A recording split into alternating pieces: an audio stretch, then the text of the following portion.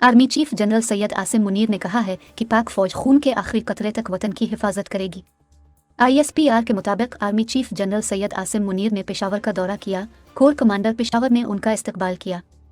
ISPR के मुताबिक army chief को सिक्योरिटी की मजमूई सूरत हाल, इंसदाद दहशतगर्दी के खिलाफ जारी कार्रवाइयों, गैर कानूनी तौर पर मुकीम गैर मुल्कियों की वतन वापसी और नज़मशुदा अज़ला में समाजी और इक़्तिसादी तरक्की की पेशरफ्त के बारे में तफसीली ब्रीफिंग दी गई। आर्मी चीफ ने इंसदाद दहशतगर्दी की मुख्तलिफ कार्रवाइयों के दौरान बहादुरी और शुजाअत का मुजाहिरा पेश करने वाले अफसरान और जवानों से भी मुलाकात की और अफसरान और जवानों की बेमिसाल कारकर्दगी को सराहा। इस मौके पर आर्मी चीफ ने गुफ्तगू करते हुए कहा है कि कौम को मुसल्लह अफवाज की कारकर्दगी पर फ़ख्र है।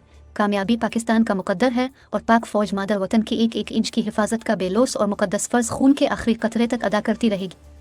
आर्मी चीफ ने पहली बार मुनक्किद होने वाली कौमी वर्कशॉप खैबर पख्तूनख्वा के शुरका से भी खुसूसी खिताब किया।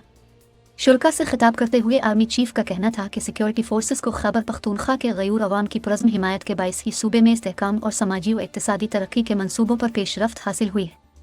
पाकिस्तान की खुशहाली को खैबर पख्तूनख्वा से जोड़ते हुए आर्मी चीफ ने जोर दिया कि पाकिस्तान के अमन और इस्तेहकाम के लिए दुश्मन क़ुव्वतों के मज़मूम अज़ाइम को हम आहंगी और जामे हिकमत अमली के ज़रिए नाकाम बनाया जा रहा है। Army chief general Syed Asim Munir ने नज़मशुदा अज़ला में इक़्तिसादी तरक्की की अहमियत को भी उजागर किया।